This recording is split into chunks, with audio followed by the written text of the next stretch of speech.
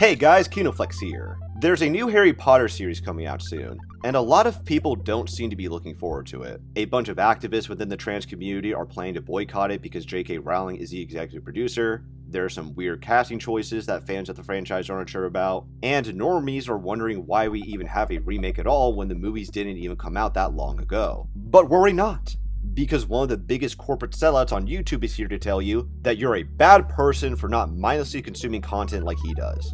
I wrote an entirely different video about The Bride that was supposed to be released by now, and believe me, it's still coming. But then HBO decided to drop the trailer for the Harry Potter show, and of course, the vultures began licking their chops at yet another opportunity to grift. Keep in mind that the reason why his video on The Bride hasn't been uploaded yet is because this self-proclaimed professional voice actor forgot to turn on his mic. Now, I've never heard of a professional voice actor forgetting to check that the most important thing when it comes to voice acting was turned on, but I guess now we know why Birdbrain is such a fan of DEI hiring practices so much, because he's definitely not getting hired for his competence. And before I get any angry comments, let it be known that I'm not saying he gets hired because he's black. I'm saying he's hired because of his intellectual disability. There's a difference. Yeah, J.K. Rowling's absolute abuse of adverbs in her writing can be tough to get through at times. Watch out, Harry, Hermione shouted warningly. I'm telling you, man, once you see it, you can never unsee it. Now, drinker, I don't think you're in any position to criticize someone's writing, especially someone that's sold 100 times more books than you have subscribers. I find what Birdbrain just said very fascinating, because he somehow believes that if you're rich and influential enough, you somehow become immune to criticism. I guess most people just aren't allowed to criticize J.K. Rowling for anything, considering the vast majority of us haven't sold that many books either. And hey, why stop at J.K. Rowling if being rich is the only thing that matters? Sure, Jeffrey Epstein was a notorious pedophile, but to echo Birdbrain's point, he was also insanely rich while most of us are not. So who are we to criticize him when most of us won't ever see the amount of success he's had? Awesome argument, Anthony. I'm sure Jeff would have been your biggest fan. But besides him just being a basic bitch bootlicker to billionaires, I find it funny how Birdbrain contradicted a point he made in a previous video where he explicitly said that sales don't determine the quality of art. Art should not be quantified by how much it sells.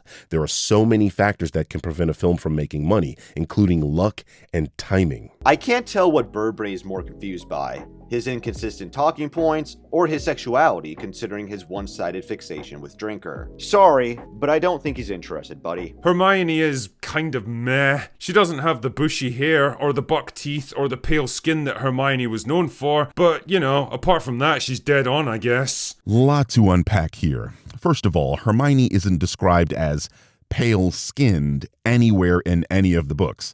Like, that is just wrong.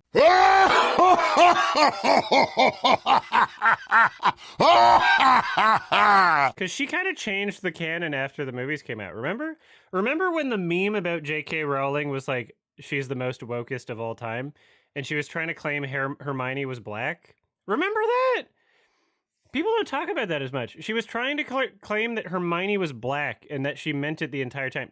Cho Chang? Sorry. She was trying to claim that Hermione was black and she meant it. Like, this is a real thing. And people had to, like, bring up parts of the book where, like, her pale white skin is mentioned. No, she said she never specified Hermione's race and said, like, oh yeah, she could be black. But it was a meme for the longest time that she was, like, trying to post hoc, you know, insert diversity and pretend it was there the whole time in her own material, right? This is a grown-ass man lying about having read a children's book. What are we doing here? Oh yeah, and Snape's in the trailer as well, and I'll be honest, I think the casting department did a great job with this one. Apart from the hooked nose, the greasy straight hair, the thin physique and the pale sallow skin, he's the spitting image of Snape from the books. Joking aside, race swapping such a prominent character that was clearly described as white in the books and was played to absolute perfection by Alan Rickman in the movies was a pretty dumb decision because ultimately, it's just going to overshadow everything else about this show. Only if you're a racist douchebag that is concerned with blood purity. Hey, where have I heard that one before? The casting of Snape is very interesting for a variety of reasons, but again, we are talking about a fictional character whose ethnicity isn't integral to their characterization. For Snape to work, all you need is an anti-hero that was in love with Harry Potter's mother, bullied by Harry Potter's father, worked for the Dark Lord, switched sides after Harry's mother was killed, and is a piece of shit to Harry due to the hatred for Harry's father. Nothing about any of that suggests Snape has to be white. As long as the character has everything I just named, that's Snape. So now we've reached the main subject of the video regarding Snape's race swap. The real reason people have a problem with Snape being blackwashed is because everyone who actually pays attention to modern tropes and trends in Hollywood understands intuitively that writers largely don't know how to write black people very well. This is because when writers try to avoid negative stereotypes, they end up overcorrecting by portraying certain minority characters as consistently one-dimensional, morally safe portrayals, rather than complex, nuanced characters. While promoting his recent Hulu limited series Welcome to Chippendales, the actor said, "I think that Hollywood now, even though they're trying to be more diverse, is still weird." The article notes Nanjiani believes that the problem is good intentions can sometimes lead to misguided solutions. If the bad guy is a brown guy, what message is that sending? And adding, and that's just as limiting as anything else. He pointed to actor Sebastian Stan, who plays the Winter Soldier in the MCU, as well as a cannibal in the 2022 movie Fresh. He does these big Marvel movies and then he'll play a psychopath. I was told that's going to be hard because people don't want to cast non-white people as bad guys. This matters when it comes to Snape as a character because his entire appeal is that he's not a clear-cut good guy. In the books, Snape was explicitly described as a creepy, pasty white kid who no one in Hogwarts wanted to hang out with. His appearance is integral to his off-putting demeanor. This is why his relationship with Harry's mother, Lily, is so important to him, because she was the only one who saw him as a person, not a threat to run away from. Him being bullied at Hogwarts is also related to this, because even when he was in a castle full of misfits, Snape still managed to be so weird to the point that he became an acceptable target for bullying. It makes you wonder what he could have possibly have done to be treated the way he was, since one of his bullies was Harry's own father, James. So when you cast someone who, even if you overlook his race, is by and large a normal looking guy, it completely changes the entire character. But what's more is that the thematic value of Snape is to teach children not to judge someone by their outward appearances, and that people can be more complex under the surface once you learn more about them. Simply making Snape black and making his whole conflict about racism instead of a mutual rivalry undermines that idea, because it becomes impossible to see him as a flawed character, and instead a victimized token black guy at Hogwarts who all the white people picked on. The lesson now retroactively becomes one related to white guilt and black victimhood. If instead of a black Snape you had a black Hagrid, McGonagall, Filch, or even Dumbledore, there wouldn't have been such a negative reaction from me or other people, since those would have been more obvious examples of colorblind casting. But the studio deliberately picked the one character defined by his appearance to push a lazy and unoriginal plot point everyone sees coming a mile away. We already know that they are going to change Hermione and Draco's dynamic into being a more racially antagonistic one by having Hermione not be white so she could be bullied by the white kids. The subtext is extremely obvious and corny. If this one character is going to overshadow the entire story for you, good news. The books and the original movies still exist. You can go consume them and be happy. For those of us that don't care about a fictional character's skin tone, we will all go on with our lives. Wow, those are some nice books, Birdbrain. Where did you steal them from?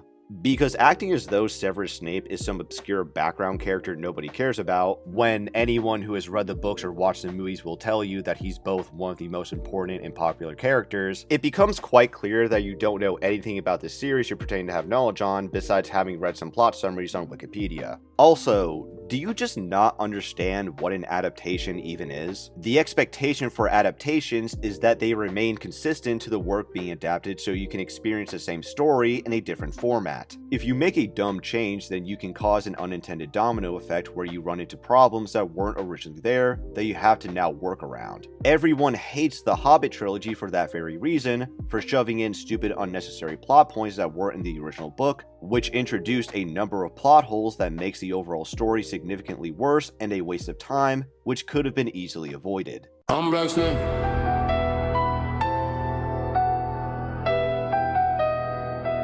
Yeah. I'm black. cloak, black skin.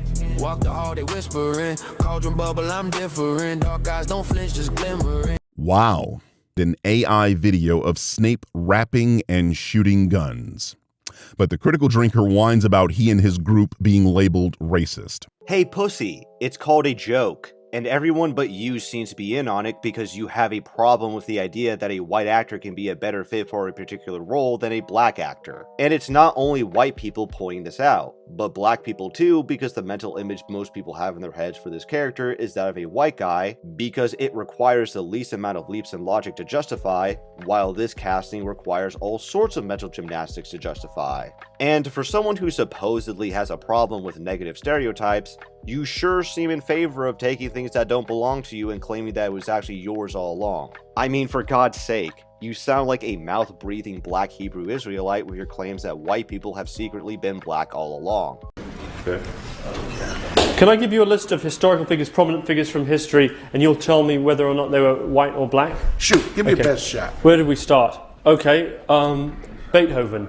Black. Mozart. Black. Cleopatra. She looked black, but she was white. She looked black, but listen, she was you're not white? answering my question. It's not the color of your skin that you're being judged by, but the seed of your father. William Shakespeare. Undoubtedly black, without question. Abraham Lincoln.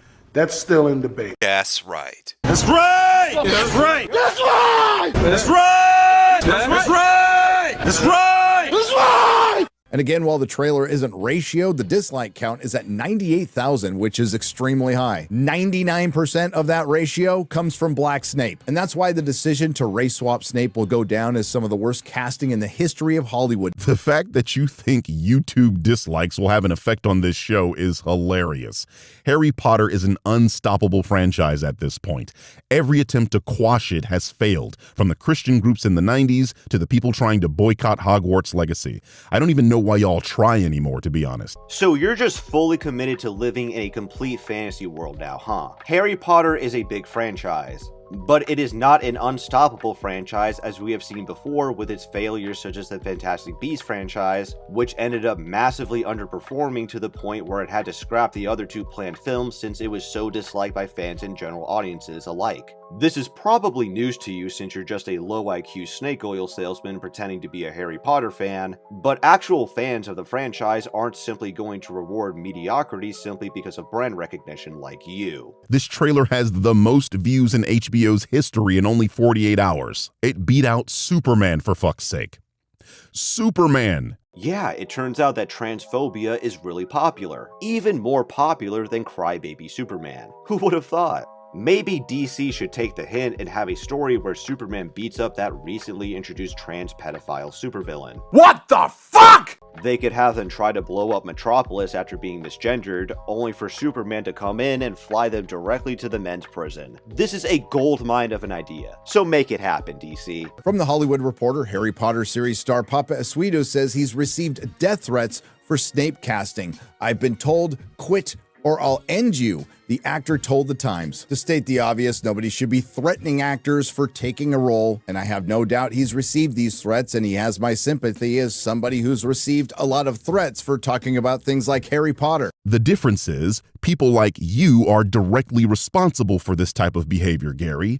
Papa, on the other hand, is not responsible for you being threatened. That would be you again. You are a despicable person doing despicable things, and you bring heat on yourself by spreading hatred. You gotta love the blatant hypocrisy here. Death threats are bad, but Nerdrotic deserves to have his life threatened because Birdbrain is offended by his jokes. How exactly are you proving the violent stereotype presented in the joke wrong by justifying violence? Please work on your low impulse control, man. You're gonna get yourself in trouble. He also says that Nerdrotic's fans are the ones sending the actor death threats with zero evidence to support that claim whatsoever. For all we know, the people sending him death threats could be angry trans activists since they also threatened J.K. Rowling the same way. As of right now, we don't even know for a fact that the actor is getting sent death threats for his race. Because again, the trans community could simply be attacking him for being involved in a J.K. Rowling related project, alongside other actors who have also been harassed, which Birdbrain is of course ignoring because they're white. But if the trans community is truly attacking him for being black, then I'm more than happy to condemn such conduct all the same, because trans Nazi LARPers are extremely lame and cringe. We won't give the fans what they want, we'll give them what they need. And it's here we get to the most insidious part of this, which is the reason I'm talking about it, the motivation behind race swapping. While they'll be calling the fans racist over the backlash of casting Black Snape, their decision to cast a Black Snape was inherently racist, because you literally did it to make it less white. And with that, ladies and gentlemen, we can bring this circus to a close. As you can see, no real arguments for their positions, because there isn't an argument to be made. Snape is physically described a couple of times in the books, but beyond those few descriptions, nothing about the characterization of Snape requires him to be of any particular ethnic group. This is a form of ethnic defaultism, where a white author creates a character without any intrinsic ethnic traits that matter for their characterization, so everyone simply assumes they are white. So here he is just proving Nerdrotic's point by holding white people to a laughably ridiculous standard that he wouldn't apply to any other race. His argument is that since characters like Superman and Spider-Man didn't have their race explicitly verbalized constantly since they were made during a time where white people were the unspoken default consumer base, then you must treat them as racially undefined or ambiguous, which is just stupid on its face. Superman was raised and assimilated into a Midwestern farm culture that is overwhelmingly white, and Spider-Man is from a white working class community in NYC, with his own creators outright saying that his race is a fundamental part of his character. You can't say that they aren't white without going out of your way to erase the contextual evidence establishing that they were, and you don't need to have the characters explicitly stating that they are white when they have been consistently depicted as white for decades. If somebody went out of their way to reinvent specifically established black superhero characters in a way where they wouldn't be portrayed as black anymore, everyone would see the issue. If it's important to preserve the identity of characters rooted in specific cultures or ethnicities, then that standard should apply everywhere all across the board, including characters originally depicted as white. Because if you advocate that white people or cultures shouldn't be acknowledged or preserved, then at that point you're not being inclusive, but exclusive. In other words, a racist retard. Snape is described as having pale, sallow skin. Asians and Hispanics can have pale, sallow skin, but you don't hear these people advocating for Snape to be Asian or Hispanic because they think he has to be Caucasian, when he was never described as specifically being Caucasian in the books. So this moron outright acknowledges that the casting for Snape isn't faithful to the source material since he was clearly never acknowledged as being black in the book, thus undermining his entire video. I mean, you can't make this shit up. In the same way you can't deny that a character is black if they're described as having dark melanated skin, you cannot deny that a character is explicitly not black when they have characteristics that are non-applicable to a black person. So while a Hispanic Snape or an Asian Snape wouldn't be white, they would still be a much better alternative to who we have casted already, provided they actually match the physical description. The point is that this is not colorblind casting, as the showrunners are consciously going out of their way to change the source material through this casting choice. I'll end this video by reiterating what I said before, but going back and retroactively changing something in a long-running story is a reasonable cause for concern to those planning to check out the series. Snape isn't some random background character as Birdbrain is pretending he is. He's one of the most important characters of the entire franchise, and significantly changing him also significantly changes the story. And whether that change will result in the biggest weakness of the show remains to be seen. But that's all I have for you guys today. Let me know what you guys think about both the casting for Snape along with the Harry Potter series trailer. Have a good one.